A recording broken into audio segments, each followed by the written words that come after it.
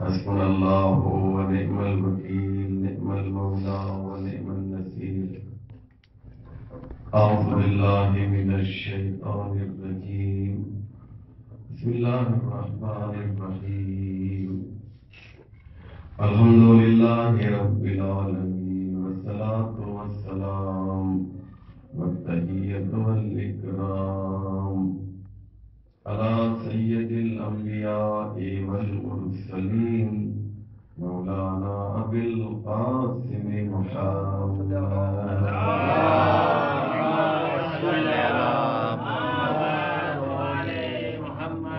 الطيبين الطاهرين المعصومين المظلومين ولعنة الله على أعدائهم أجمعين من يومنا هذا إلى صباح يوم الدين رب اشرح لي صدري ويسر لي أمري واحلل عقدة من لساني يفقهوا قولي أما بعد فقد قال الله سبحانه تبارك وتعالى وقوله الحق بسم الله الرحمن الرحيم يا أيها الذين آمنوا استجيبوا لله ولرسوله إذا دعاكم لما يحييكم صلى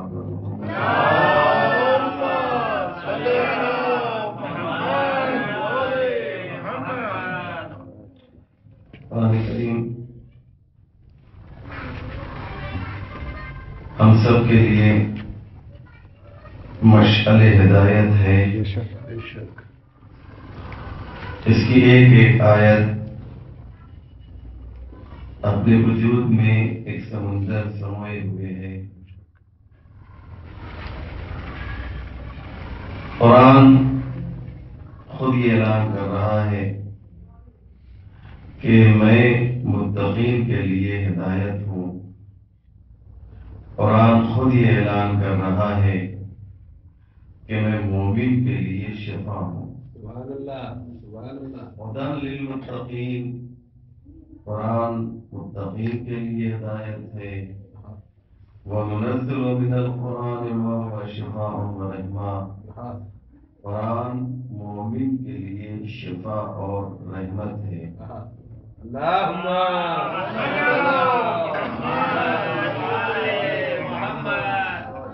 لیکن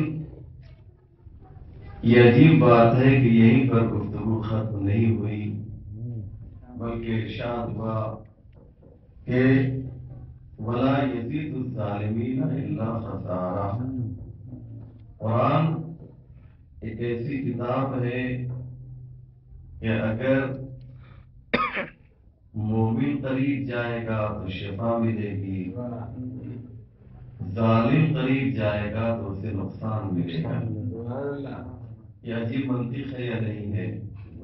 ایسے ہی اہل بیت علیہ السلام بھی ہیں. کیا بات ہے صاحب، کیا بات ہے. ہم اگر ظالم ہیں تو لاکھ یا علی کہیں ہمیں فائدہ نہیں ملے گا، لیکن اگر مومن ہے تب یا علی کہیں گے تو اس کا فائدہ ملے گا. اللہ اللہ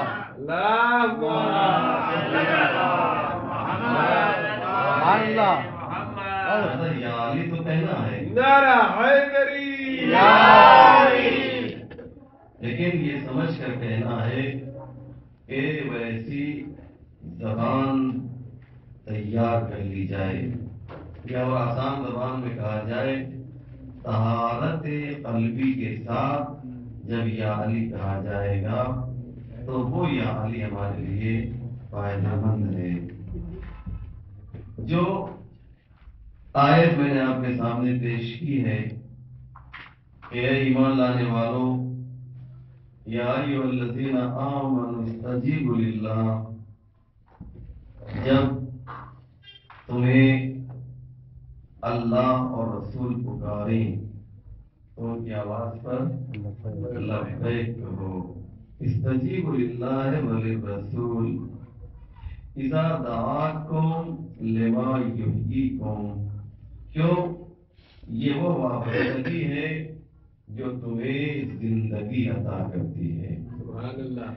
زندوں سے خطاب ہے کہ زندگی کیا عطا بات کرتی ہے، کیا بات ہے. تو اس کا مطلب یہ ہے کہ یہ وہ حیات نہیں ہے کہ جسے ہم اور آپ سمجھ رہے ہیں. ہم یہ سمجھتے ہیں کہ صرف جسم میں جان ہو، حرکت ہو، سانس کا آنا جانا ہو تو یہ زندگی کی علامت ہے. قرآن کی نگاہ میں زندگی کی علامت کچھ اور ہے. کہتے ہیں یہ زمین جو ہے یہ زندہ ہے.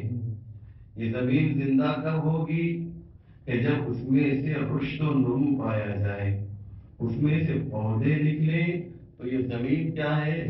زندہ ہے. یہ درخت کب زندہ ہے؟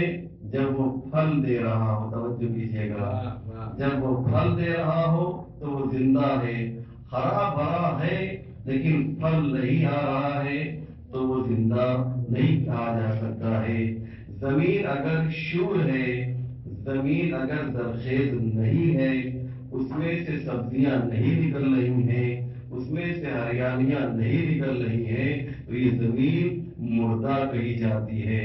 آسان زبان میں کہوں کہ وہ چیز جو اپنے مقصد وجود کو ظاہر نہ کرے اسے مردہ کہا جاتا ہے.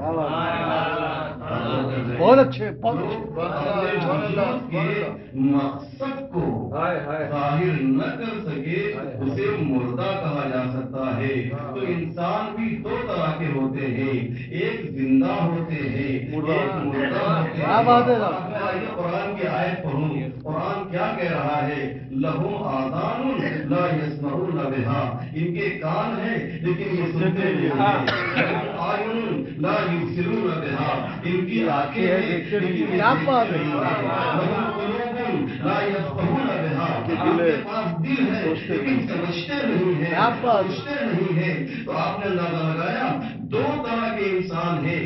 ایک چلتے پھرتے مردہ ہے.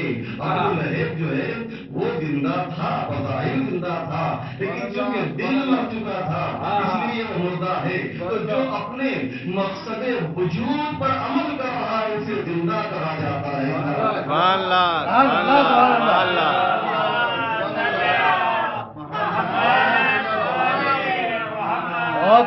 زندہ باد، زندہ باد.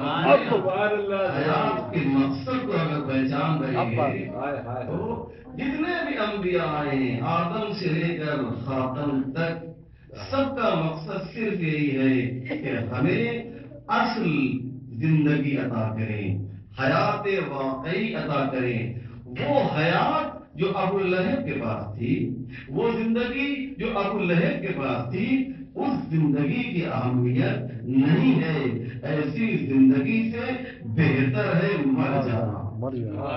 ایسی زندگی سے کہ جو ابو لہب والی تھی، جو ابو جہل والی تھی، جو ابو سفیان والی تھی، جو یزید والی زندگی تھی، یہ کوئی زندگی نہیں ہے. تو کہنے کا مقصد یہ ہے اللہ نے کیا کہا کہ ہمارے نبی کی بات مانو گے تو میں تمہیں حیات عطا کروں گا، زندگی عطا کروں گا. یہ معرفی ہے پیغمبر کی، یہ انٹروڈکشن ہے پیغمبر کا.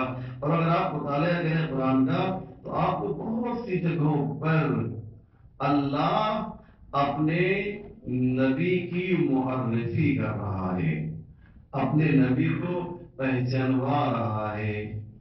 ہم یہ سمجھتے ہیں کہ وہ نبی کو پہچانوا رہا ہے، حقیقت میں یہ ہے کہ وہ خود کو پہچانوا رہا ہے، خود کو پہچانوا رہا ہے. شاید بات واضح نہیں کر سکا ہوں. ہم یہ سمجھتے ہیں کہ اللہ جو ہے اپنے نبی کو پہچانوا رہا ہے، لیکن اگر ہم اس کی گہرائی میں اتریں، اس آیت کے ڈیپ میں جائیں تو ہمیں ایسا لگے گا کہ وہ خود کو پہچانوا رہا ہے. اور ایک جملہ میں کہوں کہ جس کو پہچانوایا جاتا ہے جب وہ قابل افتخار ہو جاتا ہے تو بنانے والا خود بخود پہچان جاتا ہے. سبحان اللہ، سبحان اللہ. سینہ تان کر کہتا ہے. مثال کے طور پر ایک گلدستہ ہے، میں نے اس گلدستے کو بنایا ہے تو میں کہوں گا میں نے اسے بنایا ہے، یہ دیکھو اس کا پھول کتنا اچھا ہے، یہ دیکھو اس کا کلر کتنا اچھا ہے، یہ دیکھو اس کا پاٹ کتنا اچھا ہے، اس کا برتن کتنا اچھا ہے۔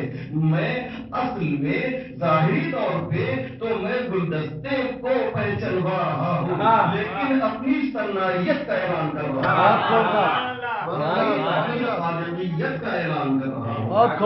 میں شاید بات کو اور واضح کر دوں، سورہ جمعہ کی آیت سن لیجیے آپ۔ سورہ جمعہ کی آیت کیا ہے؟ بسم اللہ الرحمن الرحیم، هو الذی بعث فی الامیین رسولا منہم یتلو علیہم آیاتہ ویزکیہم ویعلمہم الکتاب والحکمہ۔ خدا وہ ہے، خدا وہ ہے، آپ نے کیا؟ خدا وہ ہے جس نے کیا کیا؟ بعث فی الامیین، مکے والوں کے درمیان ایک رسول بنا کر بھیجا، ایک رسول بنا کر بھیجا مکے والوں کے درمیان۔ اس کا کام کیا ہے؟ نہیں، اس کے پہلے والی آیت بھی سن لیجیے تاکہ بات جو ہے بالکل واضح ہو سکے۔ ایک آیت اور پہلے، بسم اللہ الرحمن الرحیم، یسبح للہ ما فی السماوات وما فی الارض الملک القدوس العزیز الحکیم۔ یسبح للہ، اللہ کی تسبیح کرتی ہے تمام چیزیں جو زمین اور آسمان میں ہیں۔ وہ کون سا اللہ؟ الملک، ملک یعنی جو کیا ہے؟ بادشاہ ہے۔ الملک القدوس، جو پاک ہے، عزیز جو توانا ہے، حکیم جو صاحب حکمت ہے۔ یہی تو خط نہیں، پھر کہا هو الذی بعث فی الامیین، یہی وہ خدا ہے جس نے رسول کو بھیجا کہ یتلو علیہم آیاتہ، جو اس کی آیتوں کی تلاوت کرتا ہے، ویزکیہم، اور نفسوں کو پاک کرتا ہے، ویعلمہم الکتاب والحکمہ، اور کتاب و حکمت کی تعلیم دیتا ہے۔ آپ نے غور کیا اس دوسری آیت میں ہم یہ سمجھ رہے ہیں کہ پروردگار نبی کی تعریف کر رہا ہے، پروردگار جو ہے نبی کے بارے میں بیان کر رہا ہے، جبکہ حقیقت یہ ہے خدا کہا دیکھو میں وہ ہوں جس نے ایسا نبی تمہارے درمیان بھیجا ہے، میں وہ ہوں جس نے ایسا نبی تمہارے درمیان بھیجا۔ میں گلدستے کی تعریف کر رہا ہوں، اصل میں بظاہر گلدستے کی تعریف ہو رہی ہے، لیکن درحقیقت میں اپنی تعریف کر رہا ہوں۔ اسی طریقے سے پیغمبر کی تعریف نہیں ہو رہی ہے بلکہ اللہ کی تعریف ہو رہی ہے۔ صلوات پر محمد۔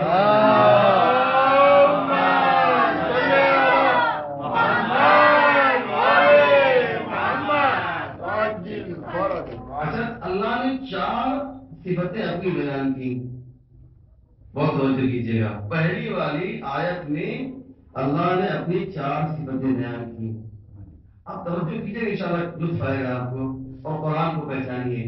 پہلی صفت کیا یاد ہے آپ کو؟ ملک، ملک یعنی بادشاہ۔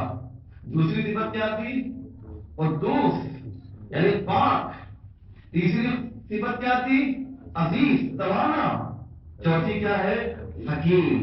تو اب بادشاہ کا کام کیا ہوتا ہے؟ توجہ کیجیے گا، بادشاہ کا کام ہوتا ہے اس کا فرمان پڑھا جائے۔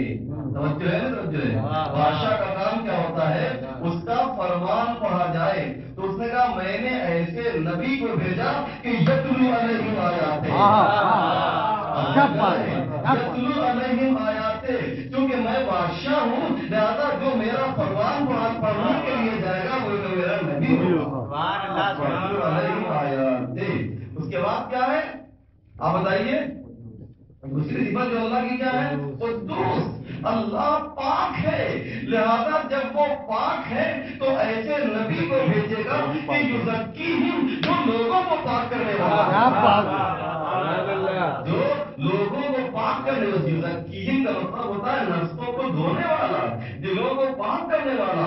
اور اگر میں قدوس ہوں نا تو ایسا نبی بھیجوں گا کہ جو تمہیں بھی قدوس بنا دے گا۔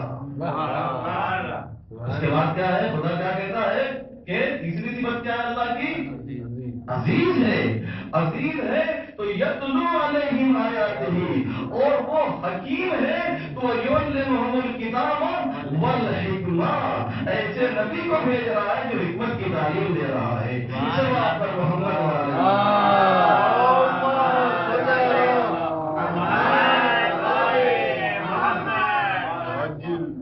یہ معرفت ہے نا، یہ معرفت پہچانوایا اس نے اپنے نبی کو.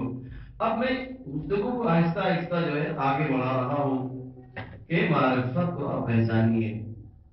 لفظ معرفت قرآن سے کے نازل ہونے کے پہلے بھی اللہ نے اس کو کس طریقے سے استعمال کیا ہے اسے آپ سن لیجیے.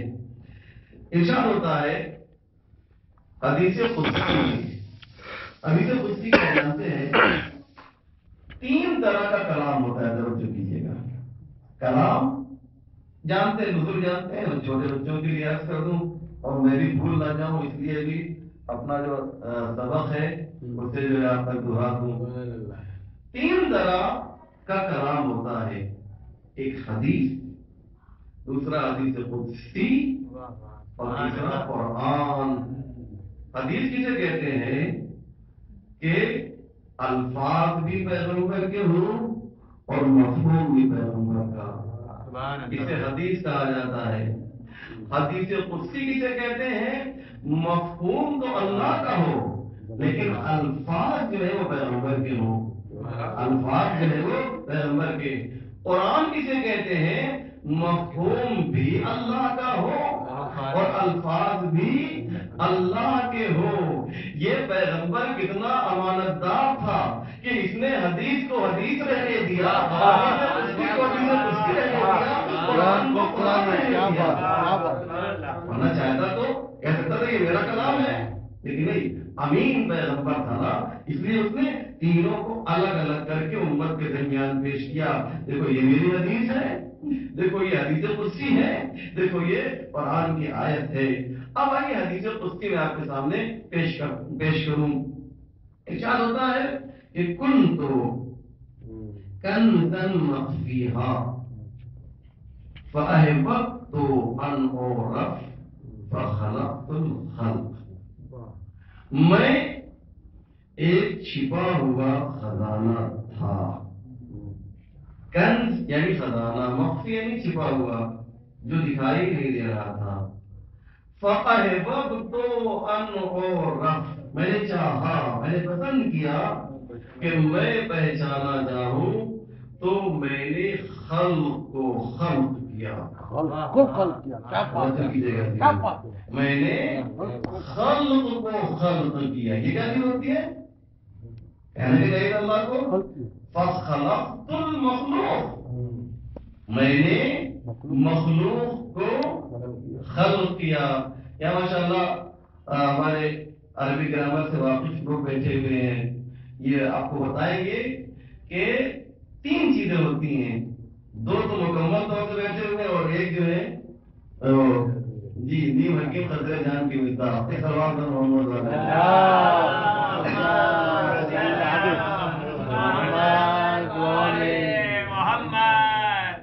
دیکھیے، ایک چیز ہوتی ہے عربک گرامر میں، اسے ہم لوگ کہتے ہیں اس کا مادہ کیا ہے، اسے آپ انگلش میں کہتے ہیں اس کے روٹ کیا ہے. مثال کے طور پہ جیسے ہم کہتے ہیں طہور یا ہم کہتے ہیں طاہر، اس کا روٹ کیا ہے؟ مثلا طہور، طہور سے نکلا ہے طاہر، طہور سے نکلا ہے مطہر. ایسے آپ لے لیجیے جیسے رزق، رازق، رازق کا مادہ کیا ہے بتائیے؟ رزق ہے. مرزوق کا مادہ کیا ہے؟ وہی رزق ہے. مرزوق کا توجہ کیجیے گا، فخلقت الخلق، فخلقت الخلق، یہ نہیں کہا فخلقت المخلوق، نہیں کہا بلکہ فخلقت الخلق کہا. اب آپ دیکھیے، رزق بیچ میں ہے، رازق ادھر ہے، مرزوق ادھر ہے. ان دونوں کے بیچ میں جو ان دونوں سے کنیکٹ کر رہا ہے کیا ہے؟ وہ رزق ہے. توجہ کیجیے گا. اب اگر رزق کو نکال دیا جائے تو نہ اس کی رزاقیت سمجھ میں آئے گی، نہ ہماری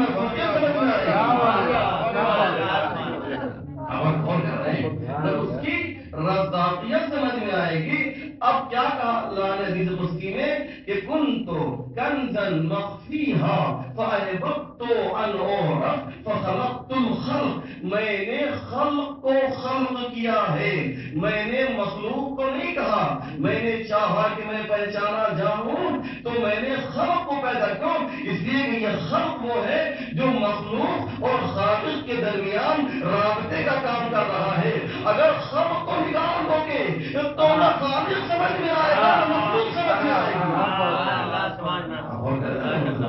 نا اب آپ ایک بات اور امپورٹنٹ بات سن لیجیے کہ یہ لفظ خلق جو ہے، یہ لفظ خلق جو ہے وہ خالق میں پایا جا رہا ہے، اے لام قاف، یہ تین حرف جو ہے یہ خالق میں پایا جا رہا ہے، یہ کامن ہے، اور مخلوق میں بھی پایا جا رہا ہے۔ یعنی یہ خلق وہ ہے جس کا رشتہ ادھر سے بھی ہے ادھر سے بھی ہے۔ ادھر سے رشتہ اس لیے ہے کہ احکام کو لانا ہے، ادھر اس لیے ہے کہ پہنچانا ہے۔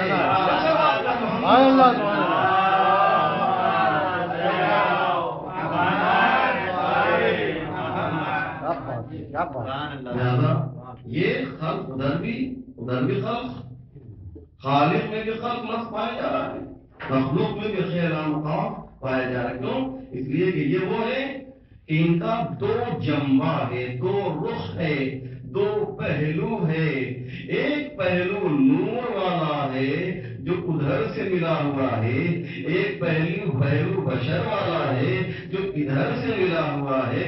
نور والا اس لیے ہے کہ نورانی آیتوں کو لینا ہے، بشر والا اس لیے ہے کہ بشر کے لیے نمونہ بشر کے لیے نمونہ بننا ہے عزیزو۔ تو اب آئیے گفتگو کو آگے بڑھایا جائے تو کیا ہوا؟ فَأَحْبَبْتُ أَنْ أُعْرَفَ، فَأَحْبَبْتُ، میں نے چاہا کہ میں پہچانا جاؤں تو میں نے کیا کیا؟ ایک مخلوق خلق کو خلق کیا۔ اب آئیے کیا کہتا ہے قرآن ہمارے بارے میں؟ وَمَا خَلَقْتُ الْجِنَّ وَالْإِنسَ إِلَّا لِيَعْبُدُونَ، ہم نے جن اور انس کو پیدا نہیں کیا ہے مگر اس لیے کہ وہ عبادت کرے۔ تو اب ہم پہچانیں کہ ہم میں اور اہل بیت میں کتنا فرق ہے۔ ہم اس لیے آئے ہیں کہ اس کی عبادت کریں، وہ اس لیے آئے ہیں کہ اس کی معرفت کو بیان کریں۔ وہ اس کی معرفت کے لیے آئے ہیں، اس کو پہچانوانے کے لیے آئے ہیں۔ یہ ہم میں اور ان میں جو ہے فرق ہے۔ لہٰذا میرا مطلب یہ بہت ہی امپورٹنٹ مسئلہ ہے معرفت کا۔ جہاں معرفت کی کمی ہوتی ہے، توجہ کیجیے گا، جہاں معرفت کی کمی ہوتی ہے وہی سارے مشکلات جو ہے پیدا ہو جاتے ہیں۔ آپ دیکھیے کہ اہل بیت کا کام کیا ہے؟ اللہ کی معرفت کرانا، تاکہ یہ جو پیشانی ہے نا صحیح جگہ پر جھک جائے۔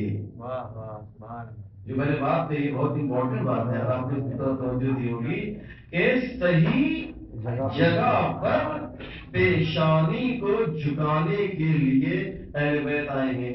ورنہ انسان کی فطرت کیا جانتے ہیں نا؟ انسان کی فطرت کیا ہے؟ انسان کی فطرت میں کسی طاقت اور شکتی کے سامنے جھکنا ہے۔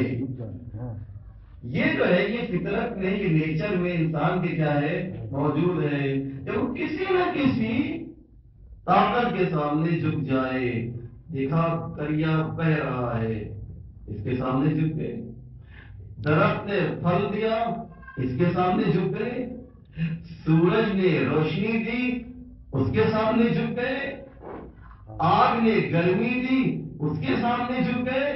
یہ انسان وہ ہے یا شکتی کو دیکھ کے جھکتا ہے یا سختی کو دیکھ کے جھکتا ہے۔ کیا بات ہے! جس چیز کو بھی جو ہے، جس چیز کو بھی دیکھا ہر ایک کے سامنے جھک گئے۔ ایک بہت بڑا ہمارے مذہب کا نہیں ہے لیکن دیکھیے حدیث بھی ہے کہ الحکمت ضالۃ المومن، حکمت مومن کی گم شدہ شے ہے۔ جہاں سے ملے اسے لے لو، یہ مت کرو۔ ایک بہت ہی بڑا اسکالر ہے مسلمانوں کا، اس کا نام ہے احمد دیدار. آپ انٹرنیٹ پہ اس کو دیکھیے ضرور, کبھی جو ہے سرچ کیجیے. بہت اچھی اچھی باتیں جو ہے وہ کرتا ہے. جو اچھی بات ہے اس کو لینے میں کوئی حرج. ہم نے دیکھیے پیغمبر کی حدیث سنائی, میں نے اپنی طرف سے کوئی بات نہیں کہی ہے. پیغمبر نے فرمایا ہے کہ ہماری حکمت ہم سے جو گم ہو گئی تھی ان تک پہنچ گئی ہے, لیکن تم کو کہیں سے نہیں ملے وہاں سے لے لو. یہ جو اس کی بات کہی بڑی زبردست کہی کہ اب آپ کو پہنچنا ہے کہ وہ کیا کہہ رہا ہے. کہتا ہے, میں نام نہیں لوں گا, آپ سمجھیے کہ مسلمانوں میں اور ان لوگوں میں یعنی بت پرستوں میں فرق جو ہے بہت ہی مختصر فرق ہے, لیکن بہت بڑا بھی ہے.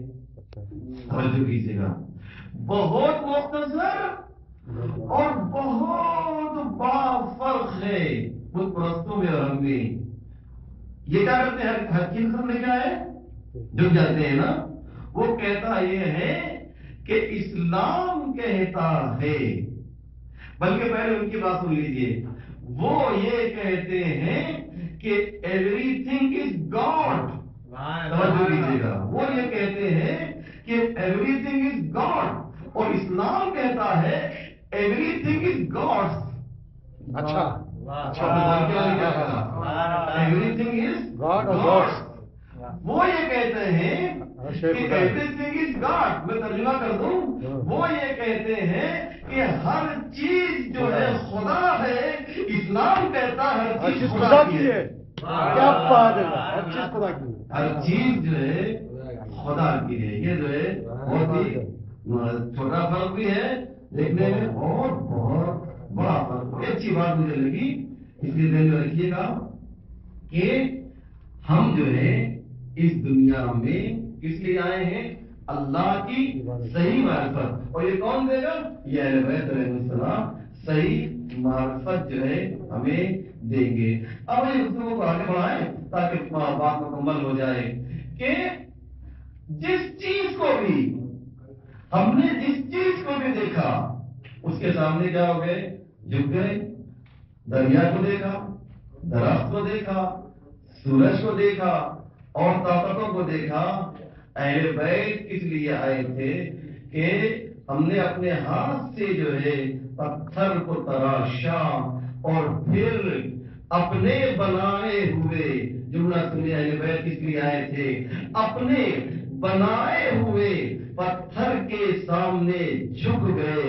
اہل بیت یہ کہنے کے لیے آئے تھے, اس کے سامنے کیوں جھکتے ہو جسے تم نے بنایا ہے, اس کے سامنے کیوں نہیں جھکتے جس نے تم کو بنایا ہے.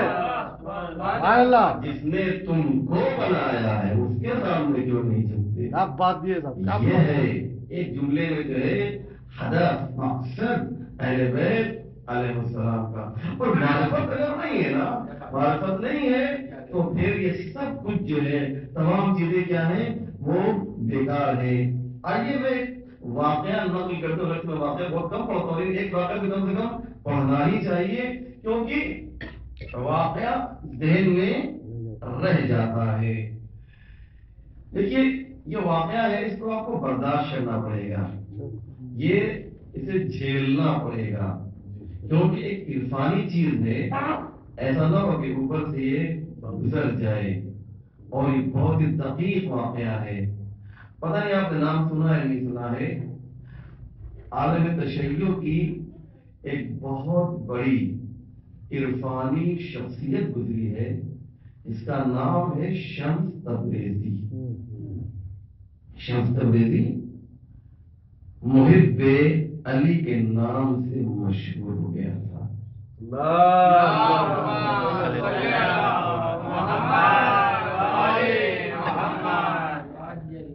یہ لوگ, یہ شمس تبریزی بڑے شاعر بھی گزرے ہیں اور بڑے عالم عرفانی ان کی شخصیت تھی.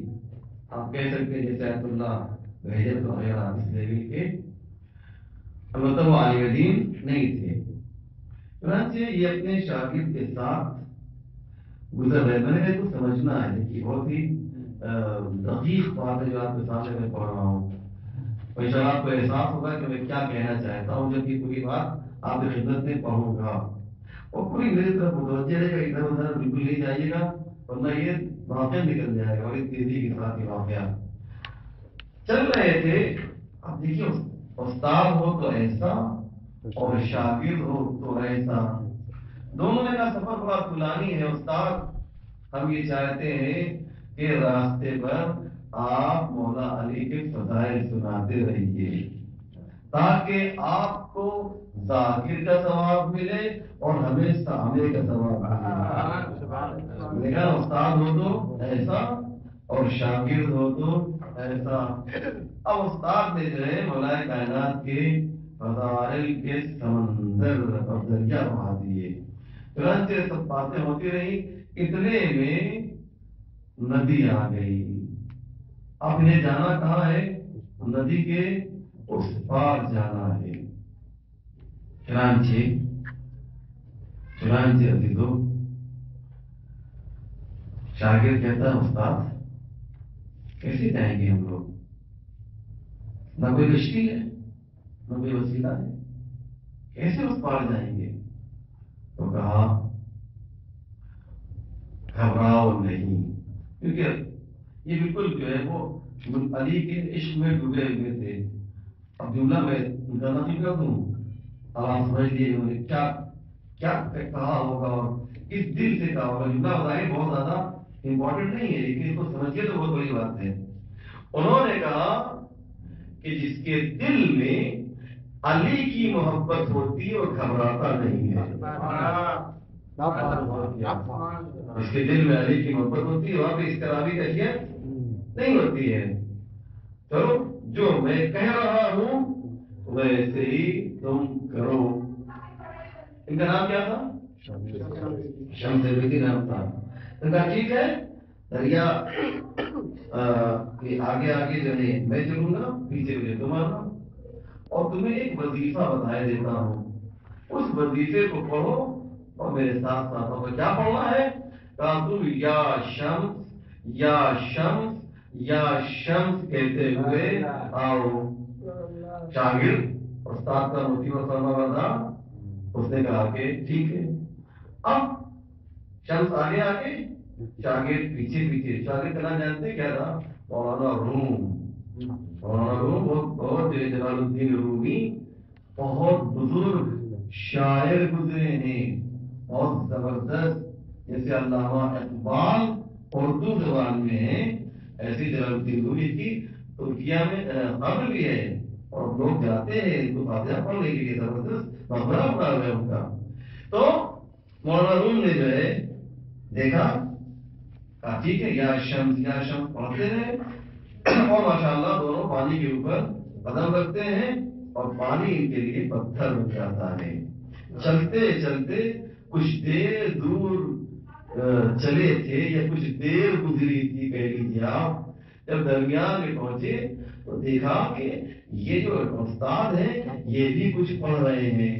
کان لگایا تو کہا کہ دیکھا کہ یا علی یا علی یا علی پڑھ رہے ہیں۔ استاد جو ہے شمس کیا پڑھ رہے ہیں؟ یا علی پڑھ رہے ہیں۔ انہوں نے کہا عجیب استاد ہے، ہم کو تو اپنا نام دے دیا وظیفے میں اور خود جو ہے وہ مولا علی کا نام پڑھ رہے ہیں۔ کہا ہم کیوں نہ علی کا نام پڑھیں؟ جیسے یا علی کا ڈوبنے لگے، جیسے یا علی کہا ڈوبنے لگے۔ استاد نے منہ کے دیکھا تو کیا دیکھا کہ یہ ڈوب رہا ہے، فوراً سے پر اٹھایا اور کہا یہ بتاؤ کہ تم نے کیا ذکر دی تھی؟ وظیفہ بھول گئے تھے؟ کہا بھولے تو نہیں تھے، بدل دیا تھا۔ اور جب وظیفہ بھولے نہیں تھے، وظیفہ بدل دیا تھا۔ کہا تم نے کیا کہا تھا؟ کہا میں نے دیکھا جب استاد یا علی کہہ رہا ہے تو شاگرد کیوں نہ یا علی کہے؟ جملہ سنے قیامت کا جملہ ہے جو شمس کہتے ہیں بتاؤ انصاف سے کہ جس عقیدت کے ساتھ اور کس معرفت کے ساتھ میں علی کو پہچانتا ہوں کیا تم اسی عقیدت کے ساتھ پہچانتے ہو؟ عقیدت کے ساتھ پہچانتے ہو؟ اس کے بعد استاد کہتے ہیں کہ جتنی معرفت تمہیں میری ہے اتنی ہی معرفت مجھے علی کی ہے۔ محمد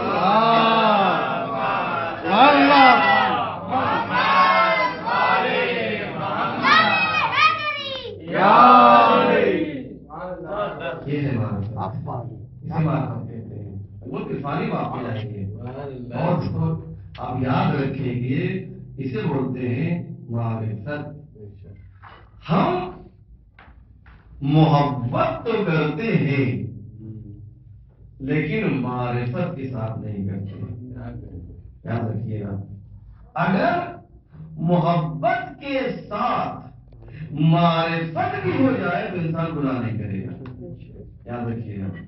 نتیجہ کیا ہوتا ہے؟ نتیجہ کیا ہوتا ہے کہ ہم صرف اہل بیت سے محبت کرتے ہیں جبکہ ہم کو معرفت حاصل کرنا ہے۔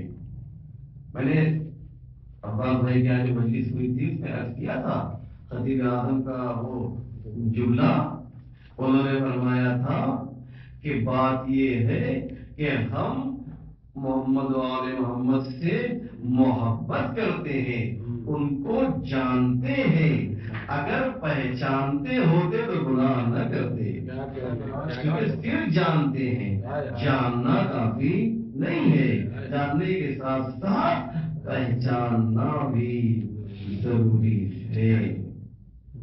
چلو ختم ہو گیا ہے، ایک دو باتیں اور کرنی تھی، چلیے انشاءاللہ چلیے تو پھر میں اس کو آگے بڑھاتا ہوں۔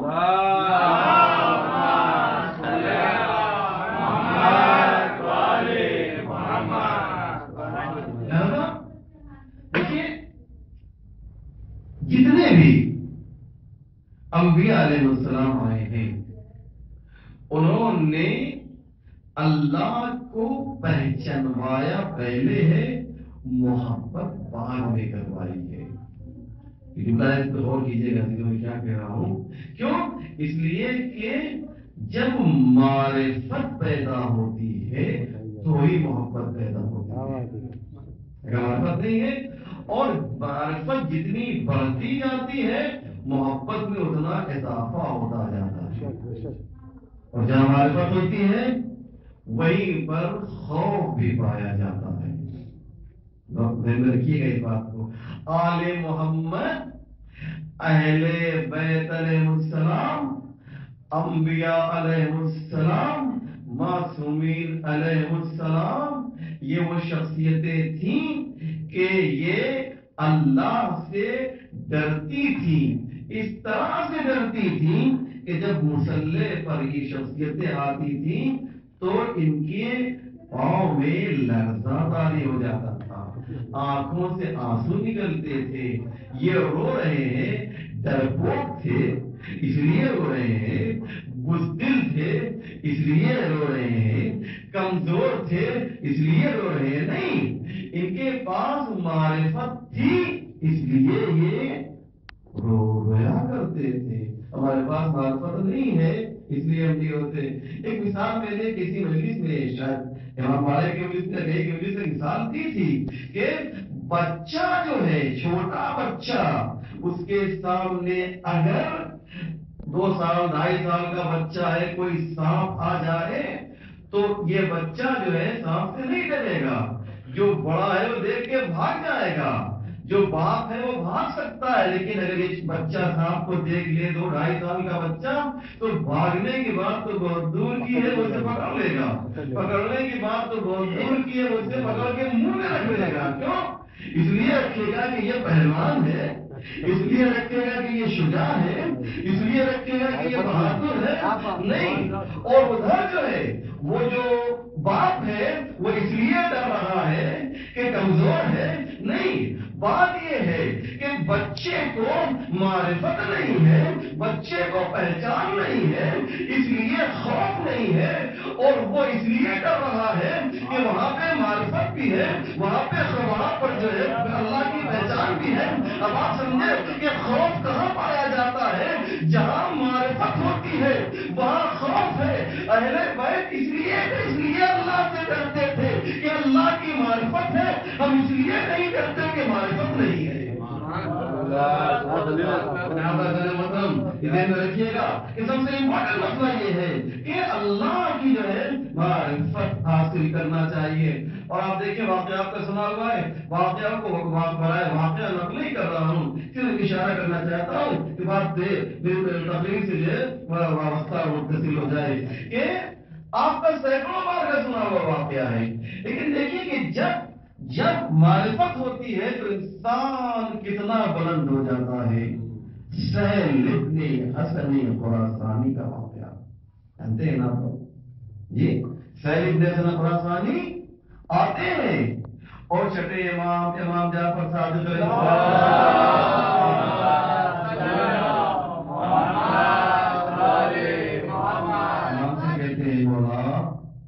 بڑا اچھا موقع ہے، علی عباس بنی ہوئی آپس میں لڑ رہے ہیں، 1,00,000 تلواریں خراسان میں آپ کی مدد کرنے کے لیے تیار ہیں، 1,00,000 تلواریں۔ امام جانتے ہیں اس کے دل میں کتنی محبت ہے، کتنا عقیدہ ہے، کتنی ارادت ہے۔ امام مسکرا رہے تھے، کہا سہل یہ تنور جو جل رہا ہے نا، کیونکہ آپ کا واقعہ سنا کہ تفصیل میں جانا نہیں مجھے، یہ جو تنور جل رہا ہے اس میں کود جاؤ، ختم ہوگا۔ میں آپ کا چاہنے والا ہوں، آپ مجھے جلا رہے ہیں، تو یہ معرفت نہیں ہے نا؟ معرفت ہوتی تو اب ایک ایگزامپل ایسی بھی ہونی چاہیے، ایک مثال ایسی بھی ہونا چاہیے۔ اب یہاں پر میں نے کسی کتاب میں نہیں پڑھا ہے بات صاحب، جو آپ کو بتا رہا ہوں، یہ میرا ذاتی نظریہ ہے، آپ کو ماننا ہو تو مانیے، نہ ماننا ہو نہ مانیے، کہ اللہ نے، جملہ سنیں گے، اللہ نے سہل ابن حسن خراسانی کے لیے ایک مثال پیش کی ہارون مکی کو بھیج کر۔ آپ غور کر رہے ہیں، یہ میرا عقیدہ ہے کہ کیسا ہونا چاہیے وہ کہنے میں، کیسا ہونا چاہیے اہل بیت کا چاہنے والا، ایک مثال تو ہونی چاہیے نا۔ اتنے میں ہارون داخل ہوئے، اب زمانے میں جو ہے آج بھی کہیں کہیں دکھائی دیتا ہے کہ وہ لاٹھی اور گٹری لیے ہوئے تھے، لاٹھی کے اندر ان کی جو تھی وہ گٹری پھنسی ہوئی تھی، اور وہ لیے بہار میں بہت ہوتا ہے ماشاء اللہ، ابھی بھی میں نے دیکھا ہے بعض جگہوں پہ، ہمارے یو پی میں بھی ایسا نہیں ہے کہ وہ گٹری اور لاٹھی لیے ہوئے جو ہے وہ چلے آئے امام کے پاس آئے، چاہتے ہیں کہ امام سے مصافحہ کریں، قدم بوسی کریں مثال کے طور پہ۔ انہوں نے کہا ہارون اس تنور میں کود پڑو، توجہ کیجیے گا، اس تنور میں جو ہے کود پڑو۔ اب جیسے ہی سنا کہا مسافیہ کون کرتا ہے، توجہ کیجیے گا، میں جملہ کہوں مسافیہ کیوں نہیں کیا، جبکہ مسافیہ کا ثواب کتنا ہے، تصافحوا فإن التصافح یذهب السقیمہ، مسافیہ کے لیے ملتا یہ ہے کہ جب دو مومن آپس میں جو ہے مسافیہ کرتے ہیں تو ان کے گناہ جو ہیں اس طریقے سے گر جاتے ہیں جیسے کہ پائیز میں پتجھڑ میں پتے گر جایا کرتے ہیں۔ تو کیا ہارون مکی کو یہ حدیث معلوم نہیں ہوگی؟ جملہ سنیے، اس کو بولتے ہیں معرفت، اس کو معرفت کہتے ہیں۔ ہارون نے مسافیہ کیوں نہیں کیا، وہاں کیوں چلے گئے؟ بات یہ تھی کہ ایک طرف مستحب تھا، ایک طرف واجب تھا، ایک طرف مستحب، ایک طرف واجب تھا۔ مسافیہ کرنا مستحب ہے، اس میں امام پر عمل کرنا واجب ہے۔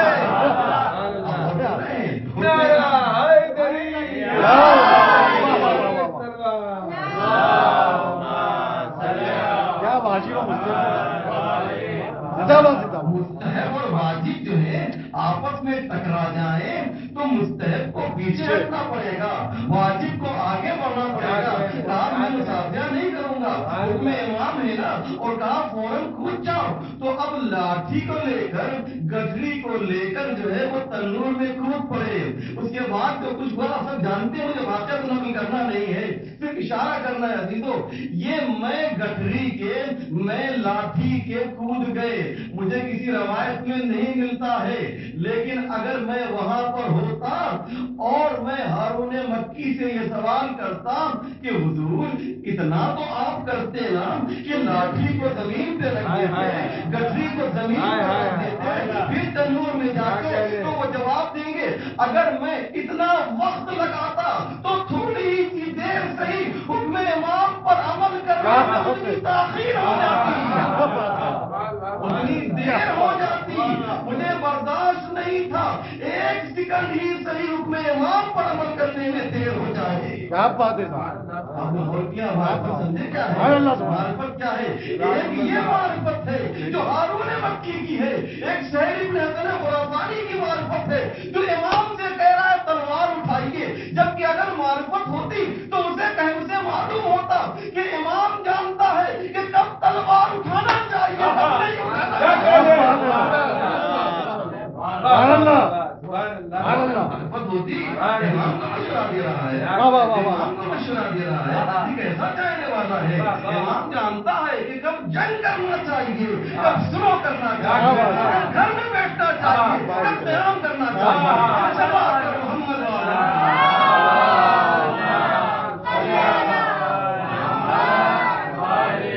سبحان اللہ، سبحان اللہ، سبحان اللہ، سبحان اللہ، زندہ باد، زندہ باد۔ آپ جو ہے معرفت پیدا کیجیے، محبت تو کرنا ہی کرنا ہے۔ معرفت جتنی قوی ہوگی نا، معرفت جتنی قوی ہوگی محبت میں اتنا اضافہ ہوگا، ورنہ اگر خالص محبت ہوگی غیر معرفت کے تو سہیل ابن حسن خراسانی بنو گے، معرفت کے ساتھ محبت کرو گے تو ہارون مکی بن جاؤ گے۔ ہمیں ہارون مکی بننا ہے، سہیل ابن حسن نہیں بننا ہے عزیزوں۔ اور یہ ایک عجیب بات ہے کہ امام کو کتنا اعتماد تھا ہارون پہ، کیونکہ دیکھیے ایک مرتبہ امام نے کہا کود جاؤ، ایک مرتبہ کہا کود جاؤ پہلے والے سے، تو دوسرے والے سے انسان پتہ سائیکولوجی ہے نہیں کہے گا، لیکن امام کو اعتماد تھا کہ اس سے کہیں گے تو یہ چلا جائے گا، اس سے کہا تو یہ نہیں گیا۔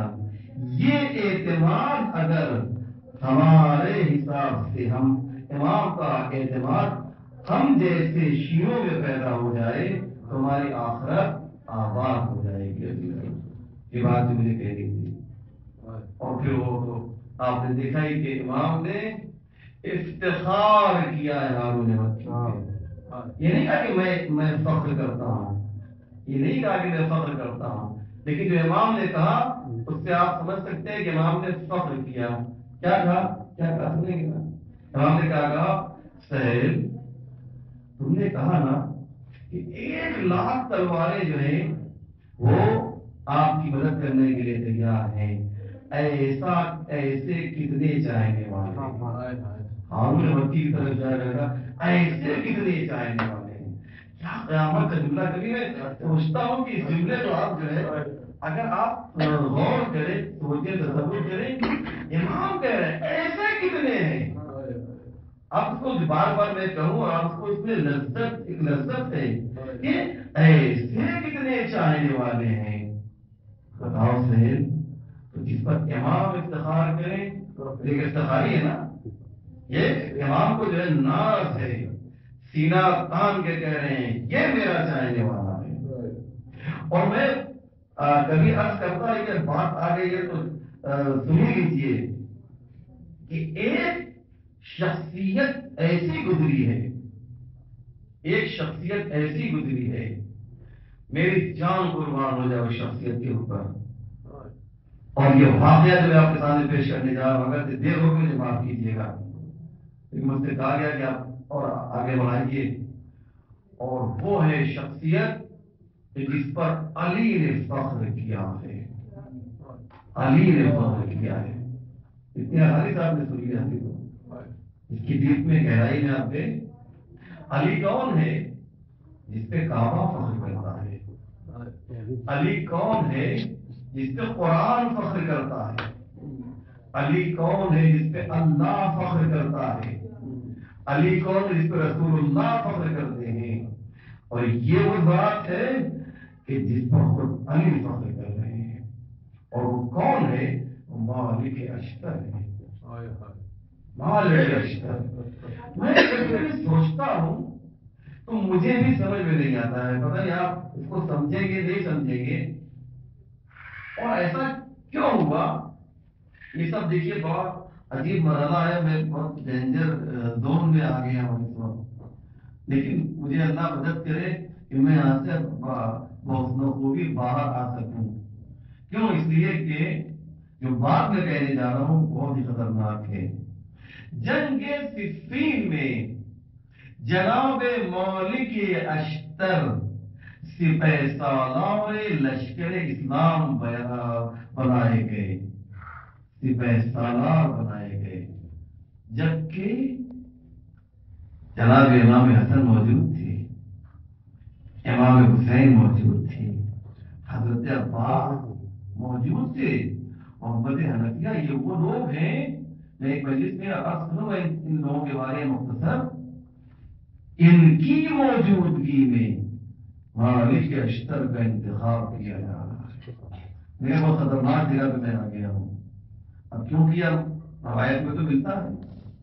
میں سوچ رہا تھا، یقین جانیے مولا روایت میں تھا کہ مولا دیکھتے تھے مالک کو تو اندر اندر خوش ہو جایا کرتے تھے، جیسے آپ کا کوئی بیٹا ہو بہت آگے نکل گیا ہو، بہت ترقی کر گیا ہو، دیکھتے ہیں تو کتنا اچھا لگتا ہے۔ آپ کا بھائی، رشتے دار، دوست، یہاں تک کہ دوست اگر بہت آگے نکل گیا ہو۔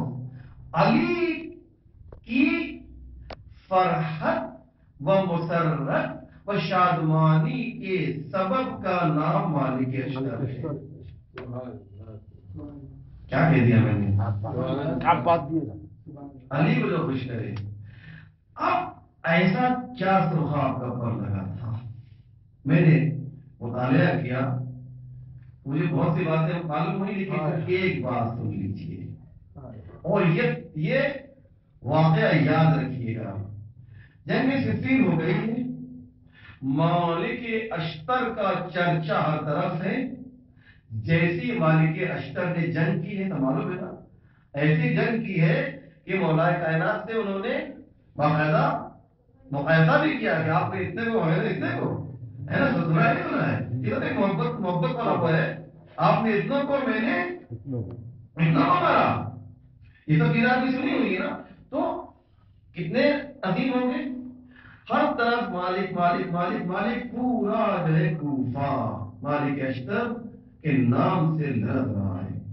کتاب کے اندر رکھیے گا، اتنی تمہید بنا رہا ہوں اس ایک واقعے کے لیے۔ ایک راستے سے گزر رہے تھے، سر پہ رومال تھا، عربوں کو دیکھا ہوگا آپ نے، جب گرمی زیادہ پڑتی ہے تو چہرے کو بھی ڈھک لیتے ہیں، معلوم نہیں ہوتا ہے کون جا رہا ہے۔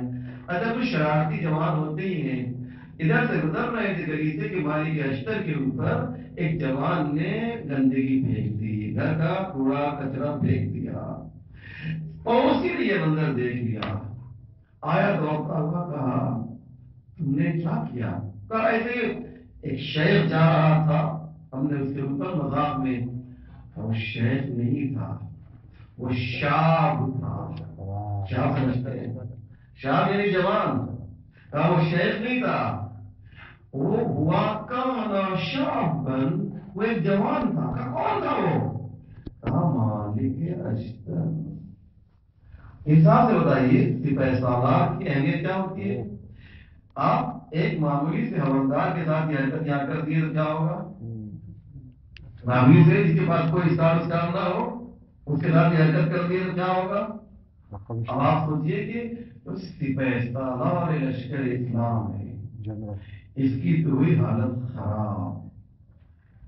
باہر نکلا، پوچھتا گیا کہ مالک اشتر کدھر ہے، کدھر گئے ہیں؟ پتا ہے لوگوں نے ادھر سے گئے، ادھر سے گئے ہیں۔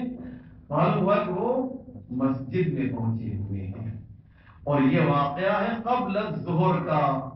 اب گھڑی ہوئی تو ہے نہیں کہ میں بتا دیں اتنے بجے کا واقعہ ہے، فرض کر لیجیے تھوڑی دیر، یہ دن میں 11 بجے کا واقعہ ہے، کیا دن میں 11 بجے نماز کا ٹائم ہوتا ہے؟ اور آپ کہنا صبح کی نماز پڑھ رہے تھے تو صبح کی نماز جو ہے ہم سے تو قضا ہو سکتی ہے، علی کے واقعی دوست سے قضا نہیں ہو سکتی ہے، مالک سے تو قضا نہیں ہو سکتی، ورنہ لشکر کے سردار کیسے بنائے جاتے ہیں؟ علی جو ہے، علی کا انتخاب غلط نہیں ہو سکتا ہے، رسول کے بعد امت کا انتخاب تو غلط ہو سکتا ہے۔ کیا بات ہے، کیا بات ہے، کیا بات ہے، کیا بات ہے۔ رسول جو ہے کے بعد وہ انتخاب ہوا، لیکن علی نے انتخاب کیا ہے نا، ایک معصوم کا انتخاب ہے. تو کیا ہوا؟ آپ مسجد میں گئے ہوئے کہا یہ پہنچا تو کیا جگہ نماز پڑھ رہے ہیں، یہ نماز کا ٹائم ہے. خیر بیٹھ گیا. بیٹھنے کے بعد کیا کیا سوچ رہا ہوگا، کتابوں میں تو بات ملتی نہیں ہے کہ آج تو خیریت نہیں ہے، آج میں قتل کر دیا جاؤں گا. مثلاً سوچ رہا ہوگا میرا گھر جلا دیا جائے گا، میرے خاندان والے قتل کر دیے جائیں گے. اتنے بڑے آدمی پر ہوا پھینک دینا.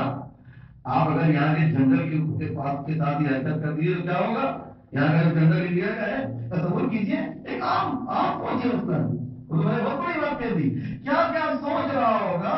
جا کر بیٹھ گیا کہ نماز ختم کرے تو ان سے گفتگو کریں. جیسے انہوں نے نماز ختم کی تو اب مالک اشتر اس کی طرف مخاطب ہوتے ہیں. جملہ سنے قیامت کا جملہ ہے. مالک مالک کیوں ہے؟ اس لیے مالک ہے کہ اس نے کہا حضور مجھ سے بہت بڑی غلطی ہو گئی، مجھے معاف کر دیجئے، میں نے آپ کو پہچانا نہیں تھا.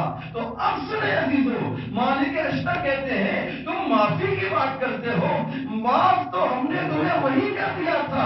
مسجد میں اس لیے آیا ہوں کہ 2 رکعت نماز پڑھ کر اللہ سے کہوں پروردگار میں نے معاف کر دیا، تم بھی معاف کر دے. کیا معاف کر دیا ہے، تم بھی معاف کر دے. اب سمجھے نا کہ مالک کو اپنے بچوں کی طرف سے بہت پیار کرتے تھے.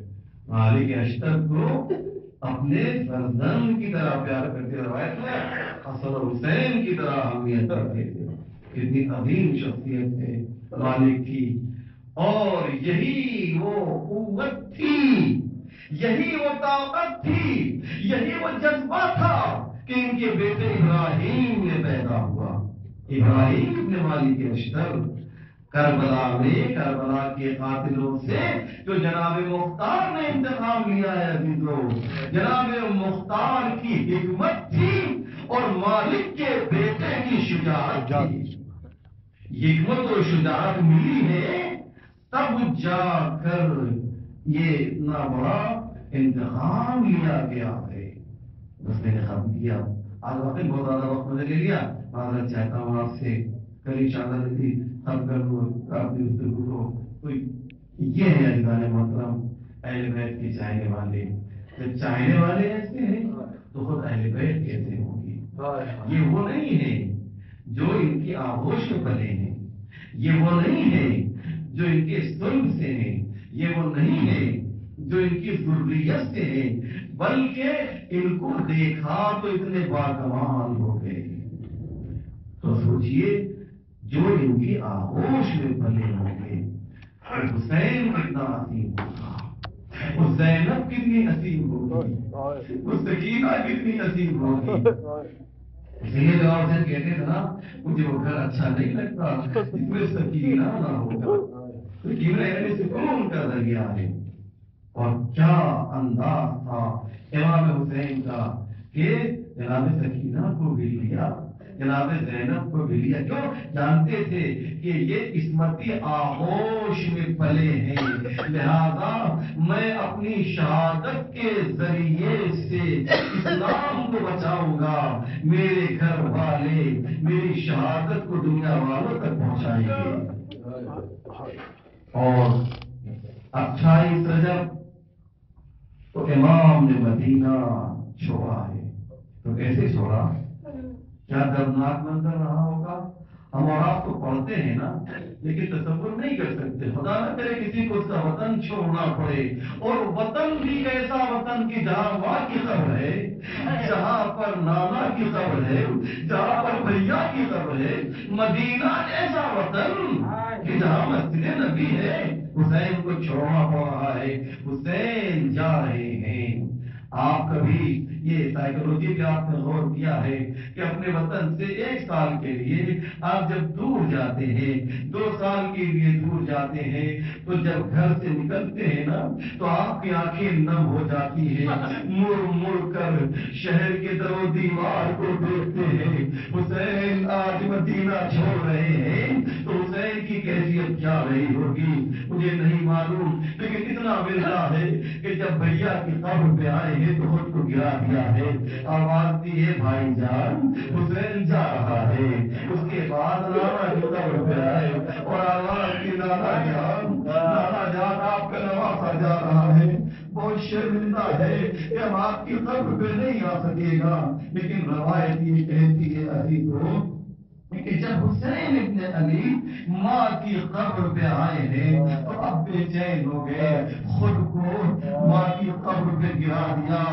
آواز دی اللہ جان حسین کے راہ جا رہا ہے. یہ وہ سفر ہے جو مشکلات لے کر آئے گا, یہ وہ سفر ہے جو پریشانیاں لے کر آئے گا. اور آواز دی اے اللہ جان میں نے نانا سے سنا ہے, میں نے نانا سے سنا ہے کہ ماں کی دعا بیٹے کے حق میں قبول ہوتی ہے. حسین کے لیے دعا کرنا. ایک مرتبہ فاطمہ کی قبر لرز گئی. آواز آئی ہے میرے لال خدا حافظ خدا حافظ حسین جاؤ خدا حافظ. لیکن یہ نہ سمجھنا کہ تو کربلا اکیلے جا رہا ہے. آگے آگے تو ہوگا, پیچھے پیچھے یہ ماں بال کو بکھیر کر آ رہی ہوگی. اے حسین دنیا یہ سمجھ رہی ہوگی کہ جب کربلا میں تو عاشور زمین پر آئے گا, دنیا یہ سمجھ رہی ہوگی کہ تو زمین کربلا پر ہوگا. لیکن میری آغوش ہوگی, شر کا خنجر ہوگا. اللہ جناب مختار کی بات آئی ہے تو جناب مختار پہ مجھے گفتگو ختم کرنے دیجیے. جناب مختار کا دستور یہ ہوتا تھا کہ جب بھی کسی قاتل کو گرفتار کرتے تھے تو اس قاتل سے کچھ نہ کچھ واقعہ پوچھتے تھے. یہ بتاؤ جب تم نے علی اکبر کو مارا تھا تو تم نے کیا دیکھا؟ تم نے علی اصغر کو مارا تھا تو تم نے کیا دیکھا؟ تم نے قاتل کی لاش کو ٹکڑے ٹکڑے کیا تھا تو تم نے کون سا منظر دیکھا؟ عزیزو جب شمر گرفتار ہو کر آیا نا تو جناب مختار کے آنکھوں میں آنسو آ گئے اور آواز کی اے شمر جب تم میرے مولا کو دفاع کر رہا تھا تو تم نے کیا دیکھا؟ بس میرے مجلس ختم کیا دیکھا. شمر کہتا ہے میں نے خود خنجر حسین کے گلے پر رکھا. میں نے کیا دیکھا؟ زمین کربلا لرز رہی ہے, آسمان سے خون کی بارش ہو رہی ہے, فرات کا پانی ہے یہ تمام باتیں تو میں برداشت کر سکا. لیکن ایک منظر عجیب و غریب دیکھا. میں نے کیا دیکھا کہ کسی خاتون کے رونے کی آواز آ رہی ہے اور وہ فریاد کر رہی ہے اے شمر ارے میرے حسین کو ذبح نہ کر, میں نے اسے چکیا 20 تک مانا ہے. اے شمر میرا حسین پیاسا ہے, اسے ذبح نہ کر. اللہ لعنت اللہ علی